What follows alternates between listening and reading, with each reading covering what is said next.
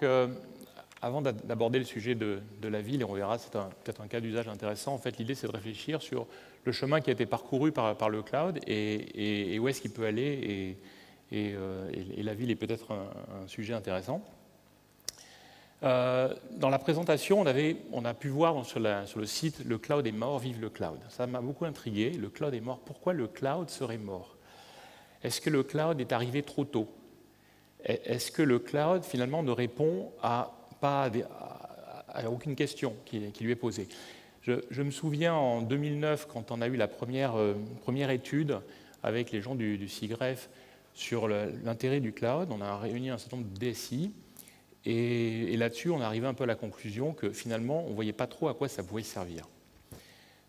Et donc ça, c'est 2009. Donc, est-ce que le cloud est arrivé trop tôt? Est-ce que ça serait la première fois dans l'histoire que des choses arrivent un peu tôt?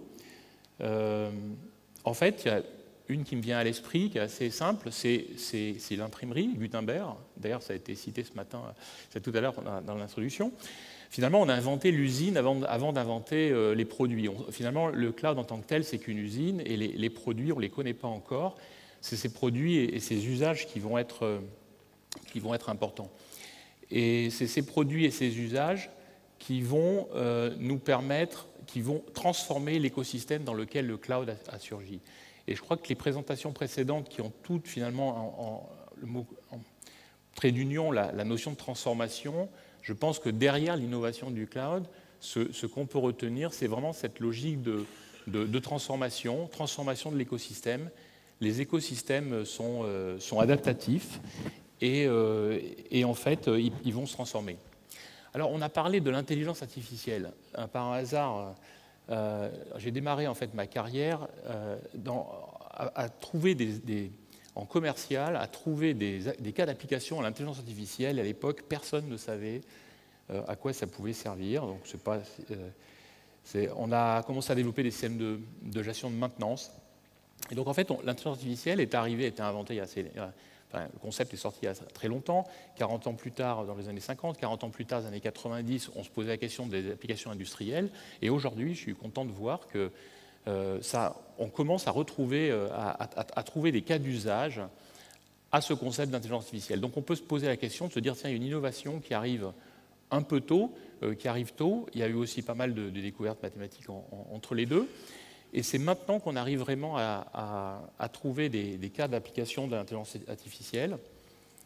Dans ces différents cas, si on retient de l'époque, la France était en avance à l'époque. Il y avait des startups, et dans les startups françaises qui s'occupaient de systèmes à base de règles, de réseaux neuronaux, de programmation par contrainte. Une des startups issue de l'INRIA a d'ailleurs été rachetée par IBM. À l'époque, personne ne s'occupait trop de ce sujet-là. Donc l'intelligence artificielle, on est vraiment dans un domaine qui maintenant va être disponible au travers du cloud. Et finalement, on se demande en tant que tel, est-ce qu'elle a une entité propre ou est-ce que c'est une technologie? Et ce qui me fait dire ça, c'est non pas la présentation précédente, mais dans l'actualité de la semaine, on a entendu parler, on a dit tiens, un pilote de chasse a été battu par une intelligence artificielle dans une simulation. Et là, ça m'a fait un petit peu réfléchir en me disant, il y a 10 ans, 20 ans, on aurait dit un ordinateur. On n'aurait pas dit une intelligence artificielle. L'intelligence artificielle était encore dans l'ordinateur. Et je pense que le cloud nous permet aussi de réfléchir au fait qu'il fait sortir un certain nombre de choses qui deviennent à ce moment-là disponibles.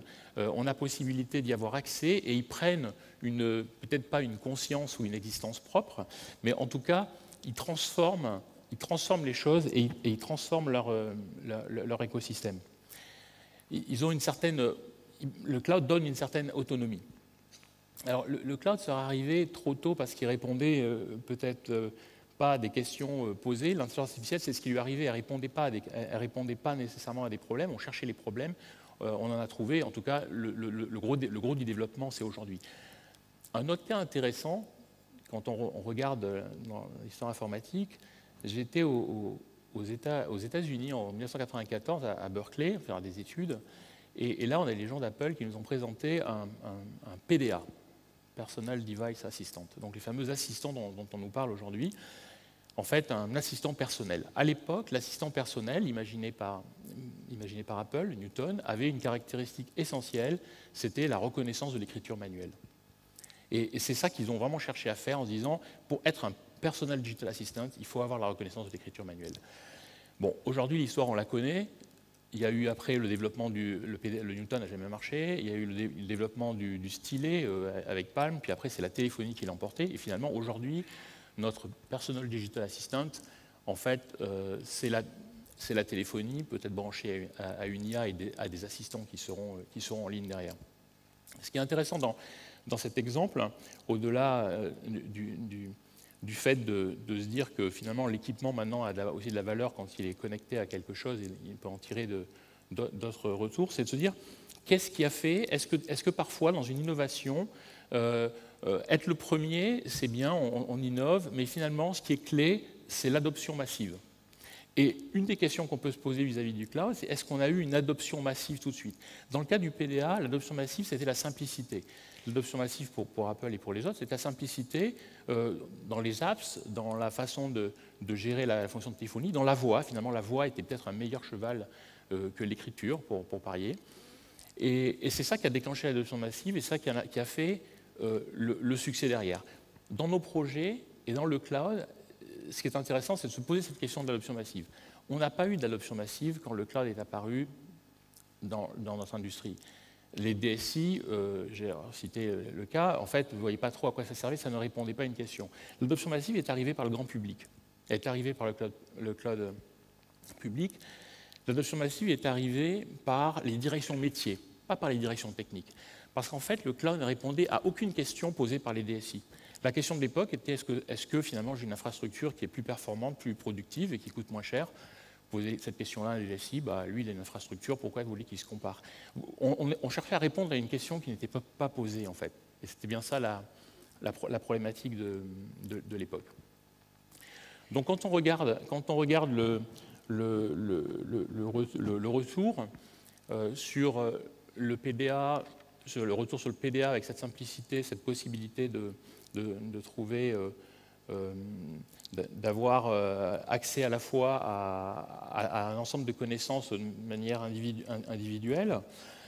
Et quand on regarde comment s'est développé le cloud, on se dit que finalement le cloud qui fonctionne, c'est un cloud platform, c'est pas nécessairement celui, les DSI ont évolué depuis, c'est pas nécessairement celui qui permet de réduire les coûts et qui permet d'avoir des infrastructures beaucoup plus productives, même si c'est une réalité et que ça a fait énormément progresser les directions des systèmes d'information. Le cloud qui nous intéresse, c'est le cloud platform. Alors, pour l'illustrer et pour se dire, OK, aujourd'hui, demain, qu'est-ce qui est devant nous? Un cas d'usage qui m'interpelle, et dans lequel je travaille, c'est la ville. Alors, la ville, c'est un système complexe. Dans un système complexe, il y a énormément d'acteurs. Et il s'avère que le modèle de la ville est plutôt un modèle qui fonctionne parce que les villes s'agrandissent, le territoire des villes s'agrandissent organiquement, et puis ils s'agrandissent aussi par la loi, en France en l'occurrence, puisque le territoire des métropoles augmente avec la création des différentes métropoles. Donc on a un système de plus en plus complexe qui finalement aujourd'hui a énormément de problématiques d'interopérabilité, énormément de problématiques de circulation de données, énormément de problématiques d'intelligence, énormément de problématiques de mobilité, énormément de problématiques informatiques en général. Et finalement, chacun, dans son coin, traite les différents sujets, que ce soit un opérateur, que ce soit la ville, que ce soit le citoyen, chacun dans son coin, sans nécessairement avoir une interopérabilité, va utiliser une application mobile et résoudre un problème. Et puis il y a une autre application mobile pour traiter un autre sujet. L'ensemble des feux sont coordonnés et pilotés par un système autonome, mais il y a un autre système qui va gérer les impacts sur la voirie et un autre système qui va gérer la circulation à plus grande échelle. Voilà. En fait, on a un système complexe et une des questions qu'on peut se poser quand on imagine l'avenir du cloud, le cloud en tant que plateforme, c'est de se dire, finalement, cette ville, d'ailleurs, le mot urbanisation qui est utilisé en informatique vient de là, on l'a urbanisée, on l'a construite et on s'est posé un certain nombre de questions d'interopérabilité, on s'est posé des questions de construction, où passent les routes, les centres commerciaux et ainsi de suite. Cette urbanisation-là, on a réussi à la faire au sein des systèmes d'information, dans les grands groupes. La question, c'est est-ce qu'il ne va pas y avoir des grands objets qui vont arriver et qui vont nous demander de construire ensemble, c'est-à-dire un certain nombre d'entreprises, avec du public, avec du privé, avec des citoyens, de construire ensemble, finalement, quelque chose qui serait le reflet, ou du moins qui rendrait cette ville beaucoup plus opérationnelle, beaucoup plus intelligente. Alors, quand je prends dans les transports aujourd'hui, le sujet commence à avancer parce que la circulation des données de transport est plus avancée que dans d'autres domaines. Donc, par exemple, je ne sais pas si vous connaissez les différentes applications de transport, genre CityMapper, vous êtes à un endroit, vous allez à un autre endroit, on va vous dire par la route, par Uber, en vélo, à pied, en transport en commun, avec le bus, le métro, voilà. Donc, l'ensemble des données ont été agrégées, donc il y a bien eu le partage d'un système, le partage des données via un système, et on a pu optimiser.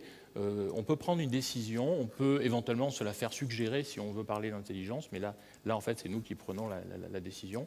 C'est pour montrer que quand on a une interopérabilité au sein d'un certain nombre d'acteurs dans un grand système complexe, en fait, on a des services qui sont de meilleure qualité pour ceux qui les utilisent, et on a une meilleure optimisation de la performance et peut-être même de la résilience, et donc de la capacité à résister en cas de problème ou d'imprévu.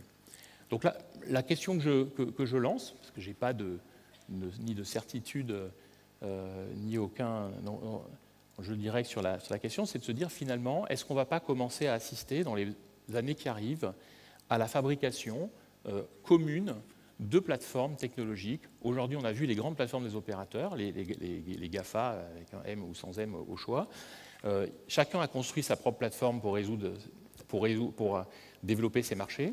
On voit qu'il y a des problèmes complexes qui se développent et pour lesquels il y a aussi un vrai potentiel en matière de services, de citoyenneté, de gouvernance. Et en fait, aujourd'hui, le cloud est certainement la capacité de réunir un certain nombre d'acteurs qui sont de différents domaines, a clairement une carte à jouer pour rentrer dans la construction de ces plateformes numériques. Alors, concrètement, ça veut dire qu'un citoyen va avoir la capacité, quelqu'un qui va travailler sur une application citoyenne va avoir la capacité à utiliser des données de différents opérateurs pour rendre un service à ce citoyen-là. Ça veut dire qu'une municipalité va aussi bien s'appuyer sur des données publiques que des données privées pour arriver à rendre le service municipal pour lequel elle travaille. Ça veut dire que les opérateurs entre eux vont pas. Le premier va effectuer des travaux, le deuxième va venir ensuite la semaine d'après. Ils vont pouvoir mieux se coordonner et mieux échanger les informations au niveau de des travaux ou de la supervision ou de l'évolution elle-même de la ville. Et d'ailleurs, sur l'évolution de la ville, ça veut dire que l'ensemble de l'information et l'ensemble des applications qui sont utilisées par la ville sont mises à disposition pour prévoir l'évolution elle-même de la ville. On peut même se demander, dans le cadre du développement de l'intelligence artificielle, si demain on développe ces règles cognitives, est-ce que finalement ces règles cognitives, comme les applications aujourd'hui, ne vont pas être aussi, d'une certaine façon, versées au patrimoine d'une plateforme de la ville intelligente, parce que là, il y a des règles qui vont permettre d'optimiser la circulation globalement, mais il y a des règles qui sont très très adaptées à un territoire et à un endroit donné. Et on doit construire l'ensemble de ces règles ensemble. Donc, est-ce que le cloud est arrivé tôt ? Il est arrivé certainement à un moment où les problèmes à résoudre n'étaient pas très complexes. Il a réellement été mis sur le devant de la scène par le grand public, et en soi c'est une innovation, mais il faut plus imaginer comme une innovation finalement d'une usine, une usine qui a une capacité à délivrer énormément de produits différents, et un des domaines dans lequel le cloud va continuer à transformer les choses sont les systèmes complexes. Et un des systèmes complexes qui est aujourd'hui largement développé, c'est celui des villes intelligentes. Donc je vois vraiment le développement de plateformes de cloud collaboratives, territoriales, qui seraient construites par un ensemble d'acteurs sur différentes villes. Donc, est-ce que le cloud est mort? Le cloud, réduction des coûts, certainement depuis un certain temps. Vive le cloud plateforme, celui qui va permettre de collaborer entre entreprises, entre barrières, en faisant tomber un certain nombre de barrières, parce que finalement, c'est peut-être ça le message que porte le cloud. Je vous remercie.